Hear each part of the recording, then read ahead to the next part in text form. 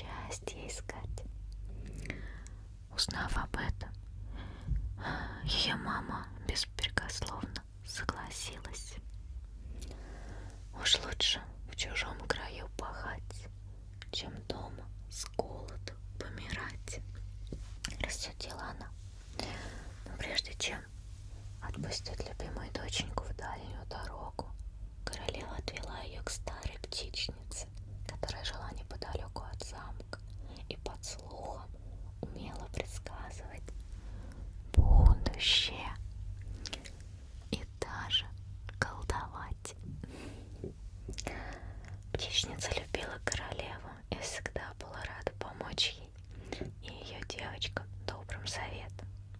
Вот и сейчас, когда королева спросила, какая сторона света будет самой счастливой для ее дочки, старуха ответила так.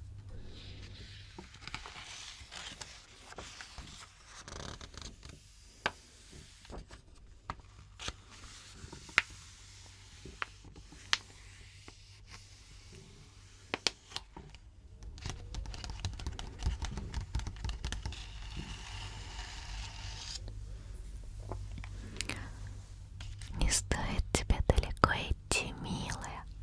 Отвори-ка ты дверь моего дома. Ты посмотри, что там за задней дверью. Принцесса бросилась в сени. Распахнув дверь, она увидела, как по дороге мчится великолепная карета, запряженная 6 буланными конями.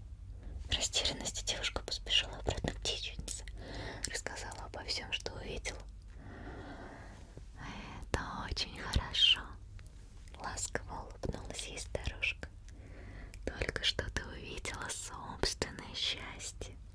В этой карете поедешь и ты». Именно все так и случилось. Карета остановилась у ворот, и средняя сестра сразу же бросилась к птичнице, чтобы позвать старшую, но та ее опередила. Возвратившись домой, принцесса поспешно попрощалась с матерью, сестрами, села в карету, да умчалась прочь. Поговаривали, будто карета отвезла ее в замок богатого и могущественного принца, и тот взял девушку в жены. Через некоторое время средняя принцесса тоже отправилась к птичнице, чтобы та помогла ей в поисках лучшей доли. Она очень надеялась, что ей суждено такое же счастье, как и ее старшей сестре, и не прогадала. Выйдя в сени и отворив дверь, увидела она по дороге прекрасную карету, запряженную 6 белых лошадей, и немедля поведала об этом птичнице. Старуха опять приветливо улыбнулась, да посоветовала девушке поспешить домой, дабы не пропустить свое счастье. Но и принцесса не упустила. И вот, наконец-то, настал черед младшей принцессе выпорхнуть из гнездышек. Сгорая от нетерпения, она пошла к колдунье, а та опять-таки велела ей открыть заднюю дверь дома и выглянуть на улицу. Девушка послушалась, однако, выйдя в сени, она ничего не увидела. Дорога была совершенно пустой. Ох, ну что ж, значит, тебе нужно немножко подождать. Приходи завтра. Всю ночь принцесса не могла уснуть от волнения. С утра пораньше ее ноги сами понесли к птичнице. Она верила, что сегодня все разрешится. Но, увы, за дверью синей снова ничего не было. Зато на 3-й день на дороге появился разъяренный черный бык.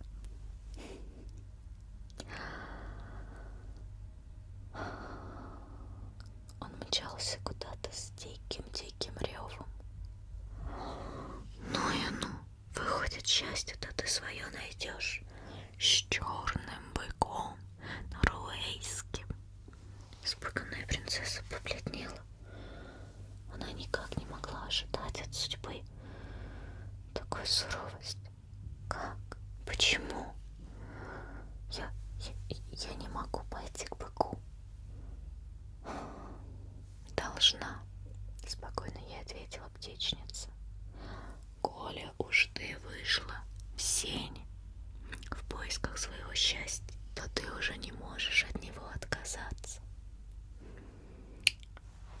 Слезая, принцесса помчалась к матери, та взмолилась, чтобы та ее никуда не отпускала. Однако королева была непреклонна и лишь повторяла слова птичницы.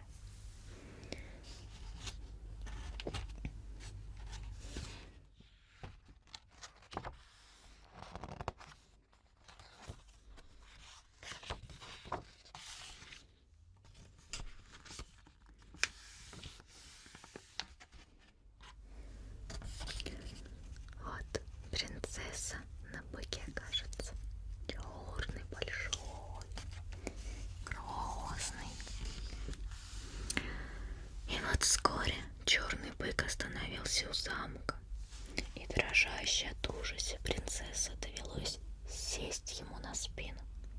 В тот же миг бык сорвался с места, и наездница волей да неволей крепко ухватилась за его рога.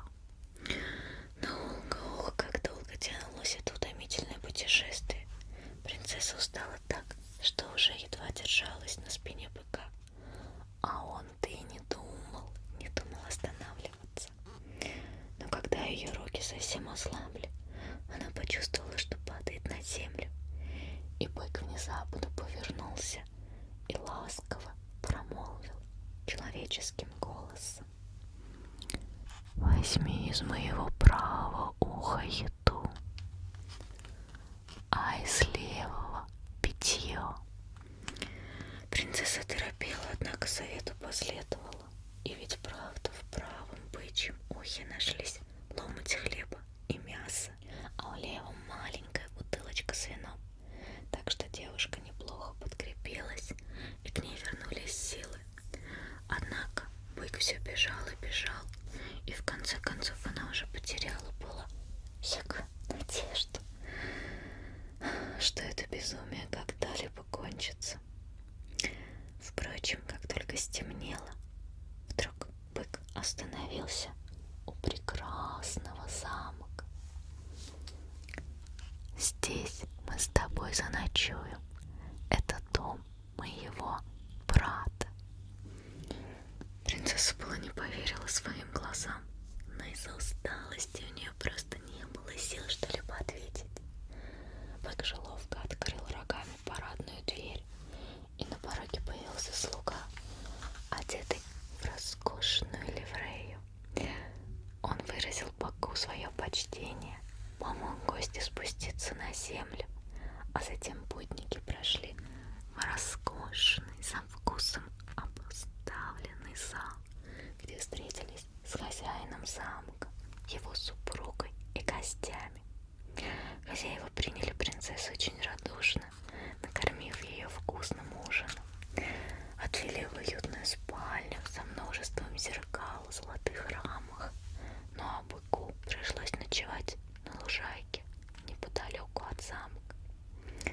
Утром, когда же он ожидал свою спутницу у парадных дверей, хозяин вручил ей румяное большое яблоко, да сказал: «Храни это яблоко на тот случай, если вдруг попадешь в беду. В трудную минуту ты разломи его надвое, и будешь спасена». Спрятав подарок в карман, принцесса взобралась на быка, и они опять продолжили путь. Ближе к ночи на горизонте показался еще один замок, который был несравненно краше первого. «Сегодня мы будем ночевать здесь. Это дом моего другого брата», — пояснил бык. Хозяева этого замка тоже встретили принцессу приветливо. Они очень внимательно отнеслись ко всем ее пожеланиям. Спать ей предложили в чудесной спаленке, обитой чистым шелком. Утром они подарили гости огромную грушу и посоветовали разломить ее лишь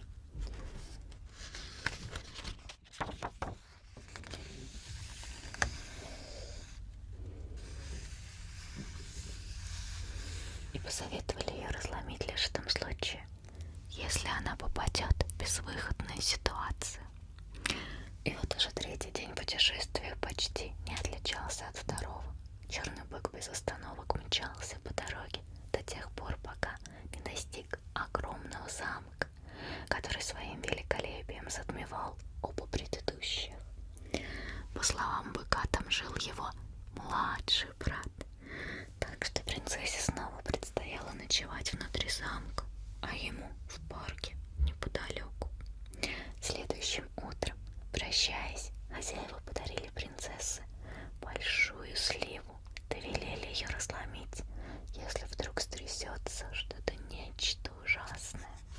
И вот неожиданно для принцессы этот день выдался совсем не таким, как 3 последних. Точнее, до вечера все было как обычно. Бык нес ее на своей спине, не давая ни секунды отдыха. Но когда землю окутали сумерки, он привез ее не в очередной замок, а в глубокое мрачное ущелье, где наконец остановился и промолвил: «Здесь, моя госпожа, тебе придется сойти на землю. В глубине ущелья обитает дух тьмы, который посеял на этой земле много зла. Потому сегодня я хочу одержать над ним победу, и я надеюсь, что у меня это получится. Сражаться я должен в одиночку, не на жизнь, а на смерть. И никто не в силах мне помочь. Тебе же следует сидеть вон на этом камне и ожидать моего возвращения. Умоляю, не шевели ни руками, ни ногами, ни языком, пока меня не будет. Иначе тебя коснутся злые чары». «Ну как же я узнаю, что за участь тебя постигла, если не смогу шевелиться?» — с тревогой в голосе спросила девушка. Ведь за прошедшие 4 дня она привыкла к своему спутнику, да и переживала теперь за него. «О, ты узнаешь об этом, оглянувшись вокруг.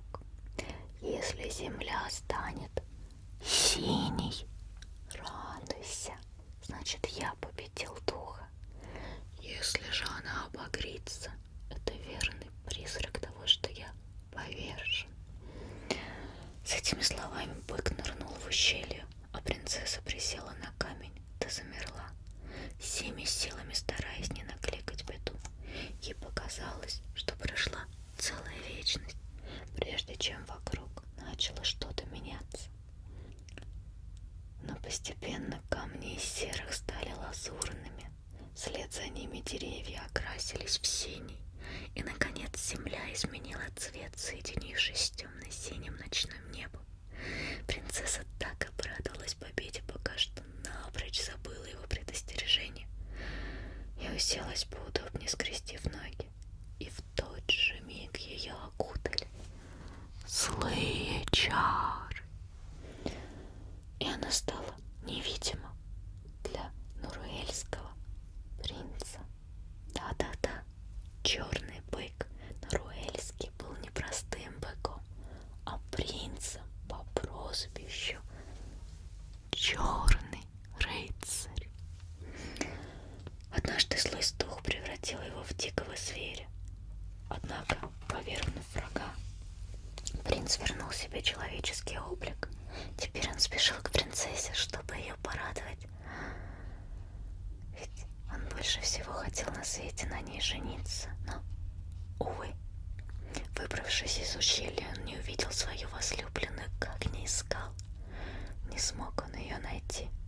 А она сидела на том самом месте, где они расстались, и терпеливо ожидала. Но чары скрывали ее от его глаз. Утомленная долгим ожиданием, принцесса горько заплакала, и вскоре сон ее уморил. Утром же она проснулась, да решила, что сидеть на камне бессмысленно. Пора отправляться на поиски суженого. Вот, сидит наша принцесса, да грустит. И вот, в надежде найти черного быка нуруэльского, она шла, куда глаза глядят, минуя села, леса, переправляясь через реки, да взбираясь на горы, пока на ее пути не встала большущая гора из стекла. Вскарабкаться на эту гору оказалось просто невозможно. Она была такой скользкой, что будто бы нарочно сбрасывала путницу вниз на землю. И в конце концов принцесса отчаялась добраться до вершины и попробовала обойти преграду вокруг. Но стеклянная гора была необъятной. Шагать вдоль ее подножия пришлось бы всю жизнь. Так что принцесса совсем приуныла. Она брела, с трудом передвигая свои ноги, и плакала навзрыд, уверенной в том, что рано или поздно она просто умрет с голоду. Однако, пройдя еще немного, она наткнулась на маленький домик и кузницу. А в кузнице-то у наковальни работал кузнец. Принцесса спросила, не знает ли он, как забраться на вершину горы. На что кузнец взглянул на нее, да с грустью ответил: «Нет, милая, туда дороги нет. Конечно, гору можно обойти, но это очень долгий и утомительный путь, на котором заплутать, расплюнуть, а подняться на вершину можно только в железных башмачках. А где же их взять? Может быть, я заплачу тебе, и ты сделаешь мне такие? Ну, пожалуйста, миленький». И тут-то она вспомнила, что денег у нее нет. Наш кузнец лишь покачал головой. «Нет, за серебро башмачки эти не купишь. Зато их можно заработать собственным трудом. Во всей округе никто, кроме меня, не умеет ковать такие башмачки, а я кую их для тех, кто служит мне верой и правдой». «А как долго я должна буду вам служить?» 7 лет, ведь это не обычные башмаки, а волшебные. Да и само число 7 волшебное. Разумеется, принцессе не хотелось тратить попусту столько времени, но иного выхода не было. Поэтому, скрипя сердце, она согласилась и долгих 7 лет прилежно работала на кузнеца. Шила, стряпала, убирала, стирала. А ровно в срок старик вручил ей долгожданные башмачки. Обув их, принцесса скорее поспешила к стеклянной горе и с легкостью взошла на вершину. Затем она так же легко спустилась в долину, что простиралась по ту сторону горы. Постучала в двери первого дома. На порог там вышла прачка, безобразно хитрая старуха, которая жила вместе со своей дочерью. Поздоровавшись с ней, принцесса спросила, можно ли переночевать в ее домике. И старуха не отказала, но поставила условие: отстирай, мол, белый плащ черного рыцаря Норуэйского. И вот, взглянув на плащ, принцесса увидела, что он снизу доверху испачкан кровью. А прачка тем временем пояснила: вчера весь день пыталась отстирать его, но тщетно. Вечером вытаскиваю из горы, да пятна как были, так и остались. Может, тебе под силу их отстирать? Уж больно так хочется угодить черному рыцарю, богатому да могущественному властителю. А не ему ли принадлежит черный бык Норуэйский? Спросила девушка, затаив дыхание. А старуха с подозрением посмотрела на нее. Так черный бык — это и есть черный рыцарь. Давным-давно его зачаровали, превратили в лютого зверя. И чтобы вернуть себе человеческий облик, он должен был победить духа тьмы, обитавшего в темном ущелье. Вот рыцарь-то управился с духом, да снова стал человеком. Вот только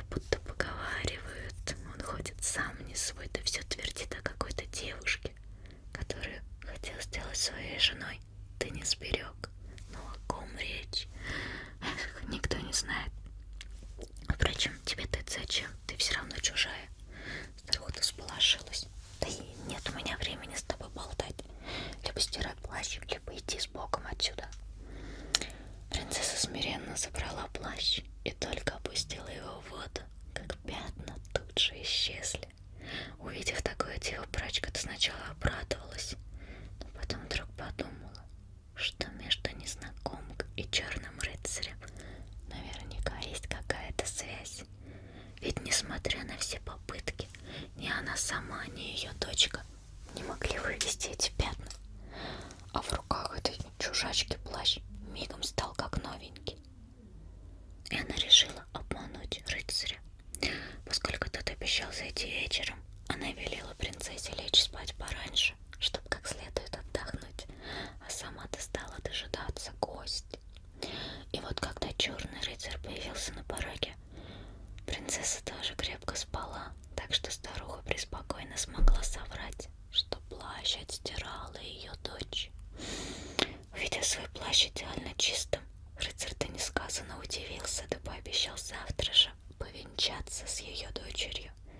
Так было предсказано одной провидице, напророчившей, что жениться он должен на девушке, которая сумеет отстирать кровь с его плаща. Дескать, неважно, красавицей она будет или уродиной, в любом случае для рыцаря она станет любящей и верной помощницей. И вот на протяжении последних 7 лет немало девушек пытались отстирать окровавленный плащ, но пятна не исчезали, пока за дело не взялась прачка и ее дочь. Узнав же, что рыцарь собирается жениться, принцесса чуть было не обезумела от горя. Мысль о том, что ей не удастся соединиться с ее возлюбленным, была для нее нестерпимой. И кто знает, что бы случилось, если бы она вовремя не вспомнила о подарке брата рыцаря, о волшебном яблочке, которое до сих пор-то лежало у нее в кармашке. Разве может быть что-то страшнее, чем такая утрата? Подумала девушка, да разломила яблоко, а внутри она обнаружила камни драгоценной до дивной красоты и сразу догадалась, что нужно делать. Завернув драгоценностью в носовой платок, она пошла к прачке и сказала: «Видишь, я гораздо богаче, чем ты думала. Хочешь, я отдам тебе все свои камни?» «Ну, конечно, хочу. Но чем же мне тебя отблагодарить-то?» А в глазах-то у старухи сверкнул алчный огонек. «Перенеси свадьбу дочери всего на 1 день. А сегодня ночью позволь мне посидеть в спальне рыцаря. Я давно мечтаю его увидеть». Прачка-то согласилась, так ей хотелось получить камушки. Однако на всякий случай она напоила черного рыцаря-то колдовским зельем, чтобы всю ночь он ни разу не проснулся. Так что напрасно бедная принцесса до самого утра пела ему песню. 7 долгих лет лишь для тебя я служила, скользкую гору с трудом покорила, белый твой плащ весь от крови отмыла. Где же ты, милый, проснись, нету сил. Она повторяла свою песню снова и снова и снова, и ее сердце разрывалось от боли. Но рыцарь по-прежнему спал, опоенный зельем. И вот на следующий день принцесса разломила грушу, снова нашла внутри камни, то такие крупные и сверкающие, что даже расставаться с ними не хотелось. Однако больше всего она желала спасти свою любовь, поэтому без колебаний отнесла драгоценности старухе. «Вот, возьми, только перенеси свадьбу еще на 1 день, а сегодня-то ночью допусти меня посидеть подле рыцаря». Прачка-то опять обрадовалась, да и согласилась. Но снова ночью она подмешала черному рыцарю колдовское зелье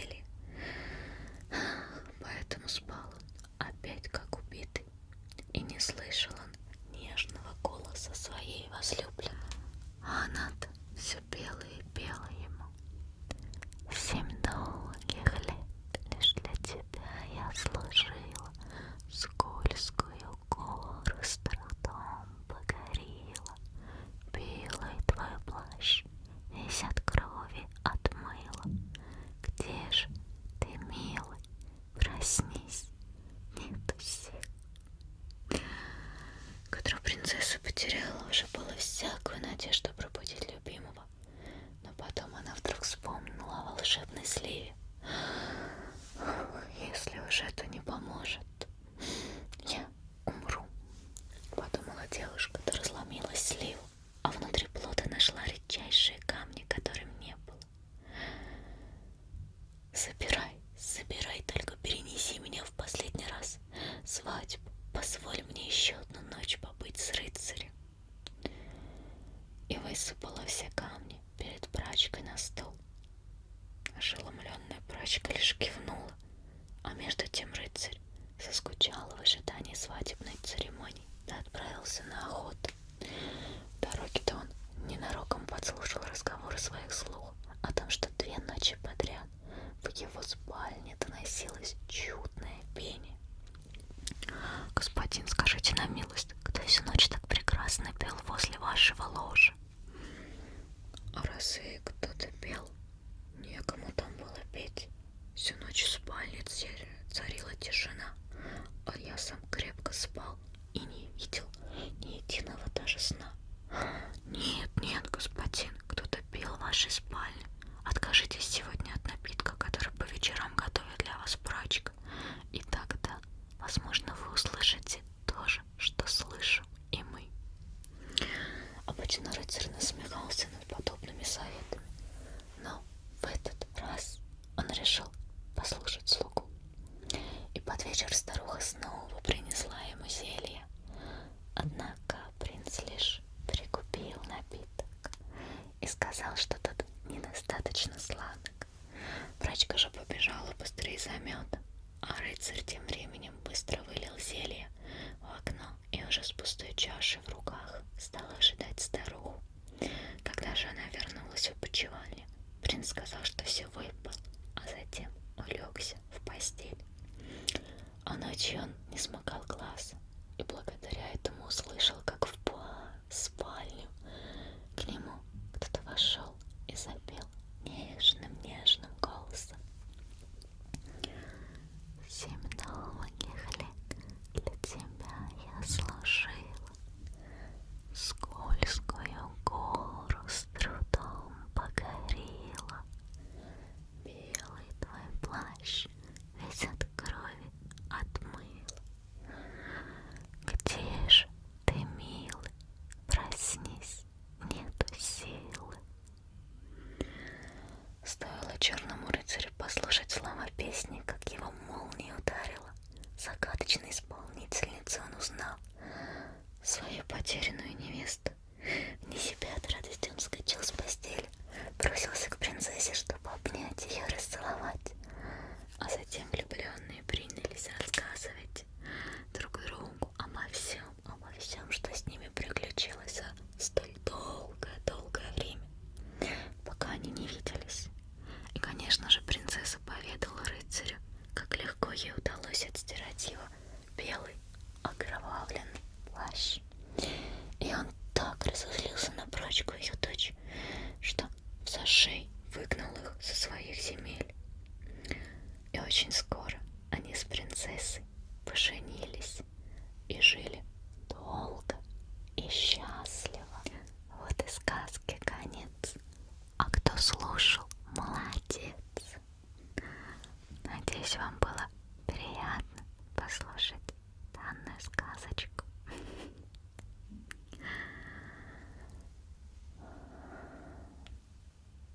Не забывайте ставить лайк, если вам нравится тематика таких видео. Ну и, конечно, не забывайте писать, что бы вы хотели, чтобы я вам почитала на ночь. Увидимся